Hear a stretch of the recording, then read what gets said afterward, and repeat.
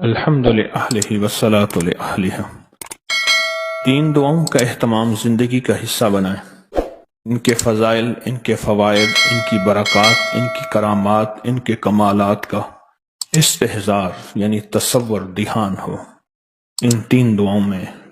اور دوسرے لفظوں میں اللہ کے حبیب نے ان تین دعاؤں پہ جو وعدے کیے ہیں ان وعدوں کا بھرپور اور 100% یقین ہو، ان وعدوں کا بھرپور اور 100% یقین ہو۔ بسم اللہ علی دینی و نفسی و ولدی و اہلی و مالی۔ بسم اللہ علی دینی و نفسی و ولدی و اہلی و مالی۔ بسم اللہ علی دینی و نفسی و ولدی و اہلی و مالی۔ سبحان اللہ و بحمد، سبحان اللہ العظیم و بحمدہ، سبحان اللہ العظیم و بحمدہ، سبحان اللہ العظیم و بحمدہ۔ اللہم اجرنا من النار، اللہم اجرنا من النار، اللہم اجرنا من النار، اللہم اجرنا من النار، اللہم اجرنا من النار، اللہم اجرنا من النار، اللہم اجرنا من النار، اللہم اجرنا من النار۔ سوتے وقت سورۃ اخلاص ایک عمل ہے کہ 3 بار دائیں طرف کے تصور سے پڑھیں اور 3 بار بائیں طرف کے تصور سے پڑھیں اور 3 بار آسمان کی طرف اس تصور سے پڑھیں۔ 3 بار پڑھیں تو دائیں طرف پھونکیں، 3 بار پڑھیں تو بائیں طرف پھونکیں اور 3 بار پڑھیں تو آسمان کی طرف پھونکیں۔ یہ عمل کیا ہے اور کیوں ہے؟ سب سے پہلے تو ایک لفظ یاد رکھیے گا کہ تجربہ دلیل کا محتاج نہیں ہوتا۔ تجربہ دلیل کا محتاج نہیں ہوتا۔ یا ہر تجربے میں پوری دلیل دی جائے، تجربہ یقین کا محتاج ہوتا ہے۔ تجربہ یقین کا محتاج ہوتا ہے، تو اس کے لیے کامل یقین ہو، مکمل یقین ہو۔ اندرون سندھ میں گیا ایک کنویں پہ، اب بھی وہ کنواں بیلوں سے چلتا ہے، ساتھ مندر ہے ہندوؤں کا۔ اس کنویں میں پیسے بھی ڈالتے ہیں، فروٹ، سبزیاں، پھل، روپے، جو چیز اس میں ڈالتے ہیں۔ فروٹ، پھل، سبزیوں کی وجہ سے اس کنویں کے پانی میں سخت عفونت ہے، لیکن اس کو جب کنواں چلتا ہے پیتے ہیں، کہتے ہیں یقین ہے کہ اس میں کامل شفا ہے، مسائل کا حل ہے، مشکلات سے دوری ہے۔ تجربہ دلیل کا نہیں، یقین کا محتاج ہوتا ہے۔ سورۃ اخلاص، مشرکین نے پوچھا کہ اللہ کے حبیب سے آپ اپنے رب کا تعارف کروائیں۔ وہ وہی رب مشرکین کا بھی ہے، کفار بھی اسی رب کو مانتے تھے، پر کہتے تھے آپ کا رب کیا ہے جو آپ کہتے ہیں، اس کا تعارف کیا ہے؟ تو اللہ پاک نے یہ لفظ کہ سنا تو جبریل آئے اور سورۃ اخلاص لائے کہ میرے رب کا یہ تعارف ہے۔ احد بھی ہے، صمد بھی ہے، لم یلد ولم یولد بھی ہے، اور ولم یکن لہ کفوا۔ اب ایک چیز آپ محسوس کریں، سورۃ اخلاص میں پہلے احد آیا ہے، قل هو اللہ احد، کوئی نقطہ نہیں، اللہ الصمد، کوئی نقطہ نہیں، اور آخر میں پھر لم یلد ولم یولد ولم یکن لہ کفوا، کوئی نقطہ نہیں۔ یہ جو لفظ احد ہے نا، حضرت بلال کو سمجھ آ گیا تھا، جتنا ظلم، استبداد، آگ پہ گھسیٹنا تکلیف، ان کے منہ سے ایک لفظ نکلتا تھا، احد احد احد، بس وہی ہے، اس کے علاوہ کوئی ہے ہی نہیں، وہی ہے۔ یہ جو وحدانیت اور احد ہونا ہے، یہ شیاطین اور جنات اور خبائث کو کھا جاتا ہے، کہ وہ احد ہے۔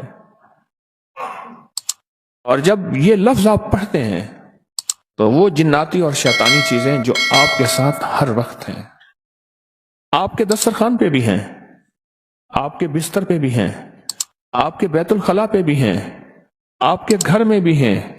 اس لیے بندہ جب سلام کرتا ہے گھر میں جا کے تو وہ شیطانی چیزیں کہتی ہیں ایک دوسرے سے ہٹ جاؤ، اس گھر سے نہ کھانا ہے، اس گھر سے نہ کھانا ہے، اس گھر میں نہ آرام ہے، نہ اب دونوں چیزیں اس گھر میں نہیں ہیں۔ کیوں؟ ایک حیرت انگیز طاقتور نام اللہ جل شانہ کا لیا جاتا ہے جس سے وہ شیطانی چیزیں ہٹتی ہیں اور دور ہو جاتی ہیں۔ اس لیے زندگی میں سورۃ اخلاص پڑھنے والا وہ شیطانی حملوں سے محفوظ، شیطانی حملوں سے محفوظ، برے خواب سے محفوظ، بری موت سے محفوظ، ایسی موت جو غفلت سے آ جائے۔ کتنے لوگ سوئے پھر نہ اٹھ سکے، کتنے لوگ سوئے پھر واپس نہ آ سکے، بس سورۃ اخلاص اور سورۃ اخلاص کے ساتھ جو موکلات اور فرشتے ہیں وہ اس بندے کے دین، ایمان اور دل کی روشنی کو قائم رکھتے ہیں۔ اس لیے قبر والوں کے قریب کلمے کے بعد جو سب سے بہترین، مبارک اور معتبر اور مستند اور بابرکت نورانیت چیز سورۃ اخلاص ہے۔ درود پاک بھی ہے، سارا قرآن بھی ہے، سارے اللہ کے نام بھی ہیں، پر سورۃ اخلاص قبر والوں کو بہت اچھی لگتی ہے اور قبر والوں کو بہت مرغوب ہے اور قبر والوں کو بہت محبوب ہے، قبر والوں کو بہت محبوب ہے سورۃ اخلاص۔ کیوں؟ سورۃ اخلاص میں اصل اللہ ہی اللہ ہے اور یہ اللہ کا تعارف ہے اور 100% تعارف ہے۔ کیوں؟ زندگی میں 100 سہارے، 100 آسرے ہوتے ہیں، موت کے بعد صرف ایک ہی آسرا ہے، وہ آسرا ہے لا ملجا ولا منجا من اللہ الا الیہ۔ مولا سارے چھوڑ گئے، سارے چھوڑ گئے، اب تو ہی ہے اور تو ہی ہے۔ اپنے پیاروں کو سورۃ اخلاص کا ہدیہ کبھی نہ بھولا کرے، کبھی نہ بھولا کرے۔ اس دنیا سے رخصت ہو جانے والوں کو کبھی نہ بھولا کرے، ان کو اخلاص کا ہدیہ دیا کریں، ان کو اعمال کا ہدیہ دیا کریں، درود کلمے کا ہدیہ دیا کریں، کلمے کا ہدیہ دیا کریں۔ میرے پاس سینکڑوں واقعات ہیں، میں انہیں سینکڑوں ہی کہوں گا، ہزاروں اگر کہہ دوں تو شاید میں مبالغہ نہیں کروں گا کہ جی آپ کے والدین کو ہدیہ کیا، یہ عمل ہدیہ کیا، یہ عمل ہدیہ کیا، یہ عمل ہدیہ کیا، ہمارے کام بن گئے۔ اصل میں وہ اعمال کا ہدیہ اللہ کی بارگاہ میں پیش ہوتا ہے اور اللہ پاک خوش ہو کے اللہ کو اس کے کام بنا دیتا ہے۔ کام کون بناتا ہے؟ اللہ بنا دیتا ہے۔ کہ آپ کے والدین کو ہم مسلسل یہ ہدیہ کر رہے ہیں، آپ کی ہمشیرہ کو مسلسل یہ ہدیہ کر رہے ہیں۔ یہ سورۃ اخلاص سوتے وقت پڑھنا، دائیں طرف حیرت انگیز موکلات ہوتے ہیں، حفاظت ان کے ہاتھوں میں غرز ہوتے ہیں، اور جو جناتی شیطانی چیز وسوسوں کی شکل میں کسی بھی شکل میں آتی ہے اللہ پاک اس کا نظام بہتر کر کے اس کی حفاظت کرتے ہیں۔ علی کرم اللہ وجہ فرماتے ہیں النوم نصف الموت، نیند آدھی موت ہے، نیند آدھی موت ہے، اور نیند کے بعد پتہ نہیں کائنات کا نظام کیا ہے، کیا اتار کیا چڑھاؤ، کیا صبح کیا شام۔ سورۃ اخلاص اس کو سنبھالتی ہے، سورۃ اخلاص حفاظت کے لیے چھاؤں بن جاتی ہے، پرندہ جیسے بچہ اس کے لیے پر بن جاتی ہے، اور سورۃ اخلاص حفاظت کا انوکھا نظام بن جاتی ہے۔ سورۃ اخلاص، سورۃ اخلاص تاثیر ہے اور مٹھاس ہے اور ایک چاشنی ہے۔ آپ کہیں گے کیسے؟ ہر پھول کی اپنی خوشبو ہے، ہر پھل کا اپنا مٹھاس ہے، اپنا ذائقہ ہے۔ میری طرف دیکھ رہے ہیں، جاگ رہے ہیں، سو رہے ہیں، اپنا مٹھاس ہے۔ اسی طرح سورۃ اخلاص چاشنی ہے، ذائقہ ہے۔ آپ یہ بتائیں مجھے، جتنی بھی چیزیں ہوتی ہیں ان میں جن چیزوں میں آپ نے میٹھا ڈالنا ہوتا ہے، اگر ان چیزوں کو سب کچھ کر لیں اور میٹھا نہ ڈالیں، میٹھا نہ ڈالیں تو میٹھا ہی اس کے ذائقے کو بناتا ہے۔ سورۃ اخلاص مٹھاس ہے آپ کے سارے دسترخوان کا، روحانی دسترخوان جتنے بھی ہیں ان کا سورۃ اخلاص مٹھاس ہے، مٹھاس ہے۔ کتنے واقعات اور روایات ایسی ہیں کہ سورۃ اخلاص قبر کے قریب پڑھی، صاحب قبر نے کہا کہ آپ کا جو ہدیہ بھیجا ہوا ہے ہمارے ہاں اتنا محبوب ہے کہ ہم سارے اس کو تقسیم کر رہے ہیں۔ اور کتنے واقعات ہیں کہ 70 سال پہلے کوئی اللہ والے آئے تھے، انہوں نے آ کے ہماری قبر میں 17 बार या 21 बार मुख्तलिफ रिवायात सूरत इखलास पढ़ के हदिया किया। आज 70 साल हो गए, उस हदिये की बरकतों को बांटते बांटते बांटते वो खत्म नहीं हो रहा, वो खत्म नहीं हो रहा। ये वो चीज है जो कब्र वालों के सामने खुलती है, हमारे सामने नहीं खुलेगी। मेरी आंख बंद थी जब तलक वह नजर में नूरे जमाल था, खुली आंख तो ना खबर रही कि वो ख्वाब था के ख्याल था। ये जिंदगी ख्वाब ख्याल बन जाएगी, जैसे बचपना ख्वाब ख्याल बन जाता है, एहसास होता है मैं ऐसा था, ये करता था, फिर ये जिंदगी ख्वाब ख्याल बन के सूरत इखलास तस्बीह खाने का ये क़याम, ये तस्बीह खाने के क़याम में अगर अंदर की तबीयत की नागवारी आती है, कहते निकल यहां से, इसको अल्लाह के लिए बर्दाश्त करना और फिर यहां रह के अल्लाह के लिए अपने वक्त को ज़ाय ना करना और हर अमल में ऐसे जुड़ के बैठना कि जैसे मैं नया आया हूं, आज तक मुझे पता नहीं, ऐसे कान दे के, ऐसे आंख दे के, ऐसे तवज्जो से बैठना, ये मजालिस आखिरी वक्त में काम आएंगी। हाँ, आखिरी वक्त में काम आएंगे। और मैं कि जो बंदा नेक महफिल में बैठता है, आखिरी वक्त में वो नेक महफिल, आखिरी लम्हों में वो नेक महफिल उसकी आंखों के सामने लाई जाएगी। एक जिसको दोस्त रखता है। मेरे हजरत ने मुझे एक दफा फरमाया,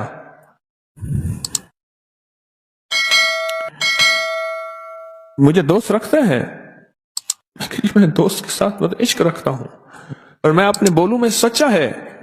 बड़े अरसे के बाद एक बात याद आई, जी मैं सच्चा हूं और मैं इंशाअल्लाह ताला जो किसी अल्लाह के वली को दोस्त भी रखता है और दोस्ती में सच्चा होता है और उस पर शक नहीं करता, अल्लाह क़यामत के दिन उसको, अल्लाह मौत के वक्त उसको कलमा नसीब करते हैं। सच्चे दोस्तों को सामने लाते हैं, सच्ची मजालिस को सामने लाते हैं और बंदा ऐसे तड़प रहा होता है सच्ची मजालिस को देख के और देखते हुए। एक साहब मरने लगे तो मरते हुए जैसे ताश के पत्ते फेंकते हैं वैसे फेंक रहे थे और अपने साथ ताश खेलने वालों के नाम ले रहे थे। मौत की बेकसी में जब कोई समझ नहीं आ रहा होता, होश नहीं होता, वो उसका हाथ पकड़ते थे और कहते थे कलमा पढ़, वो हाथ छुड़वाता था और वो फिर ऐसे पता मारता था और उन दोस्तों को याद करता था जो उसके साथ ताश में रहते थे।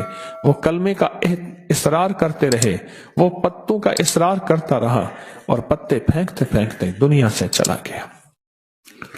आप किन मजालिस में अपने आप को आपने कैद कर रखा है, किन महाफिल में अपने आप को कैद कर रखा है, चाहतों और आरजुओं का खून कर रखा है, रब को राजी होने का पूरा अज़्म कर रखा है, रब को राजी करने का पूरा अज़्म कर रखा है, तस्बीह खाने में आपने आप को कैद कर रखा है और तस्बीह खाने के दस्तरखान रूहानी कदरदानी से ले रहे हैं।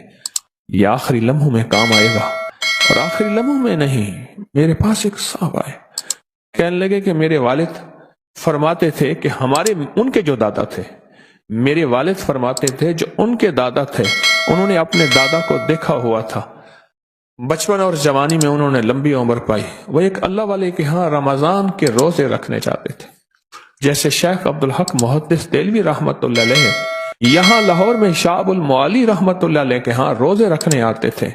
शेख अब्दुल हक वो हैं जिनके जरिए से पूरे बड़े सगीर में हदीस आई है, मेरी बात याद रखना। और शाह अबुल मुआली मुर्शिद यहाँ लाहौर में अब भी उनका मजार है, उनके यहाँ रोजे रखने आते थे।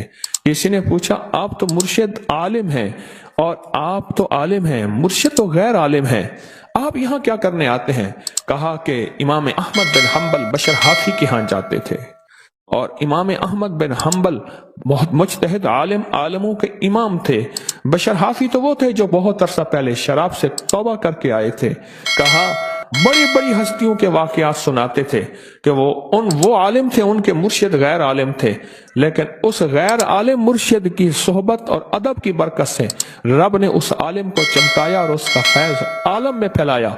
आलिम था, किसी फकीर की सोहबत में नहीं आया, उसका फैज आलम में नहीं फैला, उसका फैज आलम में नहीं फैला।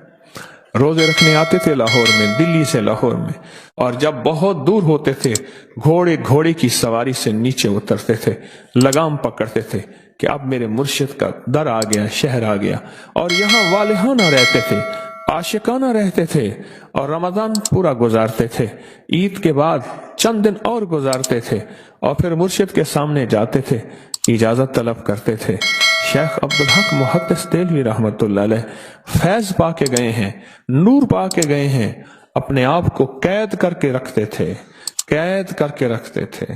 आता कि उनसे जो मसाइल पूछते थे कहते थे मैं साइल बन के आया हूं, मुझसे मसाइल न पूछो। क्या बन के आया हूं? मैं तो खुद साइल बन के आया हूं, भिकारी मंगता बन के आया हूं, मुझसे मसाइल ना पूछो। इतने बड़े मुज्तहिद, इतने बड़े फकीह आलिम, मैं तो साइल बन के आया हूं। असपिनने महज फकीर हिस्से दरजान सुजानते आए हैं, नहीं मिली आता है महबूब वांगो, सारी दुनिया छानते आए हैं। सोना ना ठुकरा दर आया को एक तेरे मानते आए हैं। हुण रज रज शफकत पेन घिनसू कहीं वसदे भानते आए हैं। ऐसा ऐसा दर है जहां हंसते बसते लोग हैं, मैं भी वहां आया हूं और मैं वहां से झोलियां भर के जाऊंगा। सूरत इखलास झोलियां भरवाती है, सूरत इखलास का अदब झोलियां भरवाता है, सूरत इखलास का एहतराम झोलियां भरवाता है। और यहाँ का रहना और यहाँ के पल पल को चूमना ये झोलियां भरवाता है। और अल्लाह का निज़ाम देखें, कुदरत का निज़ाम देखें। इन अल्लाह वालों की नस्लें आज भी, किसी की 70 नस्ल, किसी की 90 नस्ल, किसी की 14 नस्लें, किसी की 20 नस्लें, यानी 20 नस्लें पहले अल्लाह के वली आए थे। आज भी उनके गद्दियों और दरबारों पे, हत्ता के गद्दियां दरबारे गन पॉइंट पे खींच के बैठ गए, ऐसे वाकयात हैं। दरबारों को बदमाशी से आके बैठ गए, कई वाकयात हैं, झगड़े लड़ाइयां। मैं एक सिंध की दरबार पे गया तो उसने कहा जिस दरबार के लिए 9 कत्ल हो चुके हैं, वो कहता है मैं दरबार पे बैठूंगा, पीर बनूंगा, वो कहते हैं मैं बैठूंगा। आज भी जो बैठ जाएं, वो खाते पीते पहनते सब कुछ हैं। उसकी वजह यह है कि उन्होंने अल्लाह से रिस्क मनवाया था, राहत मनवाई थी, इज्जत मनाई थी, वकार मनवाया था इन आमाल की बरकत से। और इन आमाल के जरिए से अल्लाह ने उनकी नस्लों को पालने के वादे किए थे। ये अमाल आप जो कर रहे हैं, ये अपने आप को सुबह की रुत में जगा रहे हैं, और सुबह के लम्हों में जिस वक्त कशकोल भरने का खास वक्त होता है, बर्तन भरने का सुबह का लम्हा जो इस वक्त आप बैठे हैं खास वक्त होता है। इस वक्त बर्तन जो भरता है वो सारा दिन में नहीं भरता। सारे दिन की मिसाल है कि एक नलके से कतरा कतरा टपक रहा, सुबह रखें शाम शायद वो भर जाए। और सुबह का आलम यह है कि नलके के नीचे यूं बर्तन रखा, बस एक पल में लबरेज हो गया, लबदोज हो गया। सुबह का लम्हा वो है। तो अपनी जिंदगी के आखिरी वक्त में सूरत इखलास, कलमा, ये चीजें पढ़ना ना भूलें। आखिरी लम्हों में ये चीजें आखिरी वक्त में याद आएंगी। देखें, जिंदगी का आखिर आजकल मौत है, और फिर इस जिंदगी का आखिर आजकल मौत है। क्या? आजकल नींद आधी मौत है, फिर एक वक्त आएगा पूरी मौत आएगी। सूरत इखलास आधी मौत में भी साथ देगा, पूरी मौत में भी साथ देगा। आधी मौत में भी साथी है और पूरी मौत में भी साथी है। छोटे छोटे अमल अपनी जिंदगी में दाखिल करते जाएं, छोटे छोटे अमल अपनी जिंदगी में शामिल करते जाएं। न भूलें, पुख्ता कर लें, आदत बना लें पूरे रमजान में। इंशाअल्लाह आदत पुख्ता होके इबादत बन जाएगी, आदत पुख्ता होके इबादत बन जाएगी। उस दिन मैं यहां से इस्लामाबाद से सफर कर रहा था मरी का, मैं तस्बीह लेके बैठ गया। एक साहब मुझसे बात कर रहे थे, हर थोड़ी देर बाद कहते अल्हम्दुलिल्लाह। मैं फिर तस्बीह का दाना गिरा देता था। मैंने उसकी तस्बीह शुरू कर दी, अपनी तस्बीह भूल गया था। फिर उसने कहा अल्हम्दुलिल्लाह, फिर तस्बीह का, हर बात पे अल्हम्दुलिल्लाह कह रहा था मैं तस्बीह का। जैसे बाद लोग कहते हैं मतलब है। हमारे एक साहब कहते थे यानी के 3 दफा कहने के बाद फिर बात करते थे। बाज मतलब कहते हैं मतलब है। वो हर बात पे कहता था अल्हम्दुलिल्लाह। मैं तस्बीह का दाना गिरा देता था। मरी की इस्लामाबाद से चले, और मरी की रूहानी मंजिल, जो तस्बीह खाना मरी की रूहानी मंजिल है, वहां मैं एक तस्बीह से आगे निकल गया था, उसे पता नहीं चल रहा था। जैसे बाद बंदों को गालियां देते हुए पता नहीं चलता, और वो गालियां दे रहे हैं। एक साहब गालियां देते थे, कसम उठा लेते थे मैंने नहीं गाली दी, उसे पता ही नहीं चलता था। जज की पेशी में गया, महकमा ज़राअत में था, तो पेशी में जाके ना जज को गालियां दे रहा है। जज को गुस्सा आ गया, اس نے کہا گالیاں دے رہے ہیں. سر میں آپ کو گالیاں کیسے دے سکتا ہوں؟ پھر گالی دے کے کہا آپ تو یہ ہیں، آپ کو گالی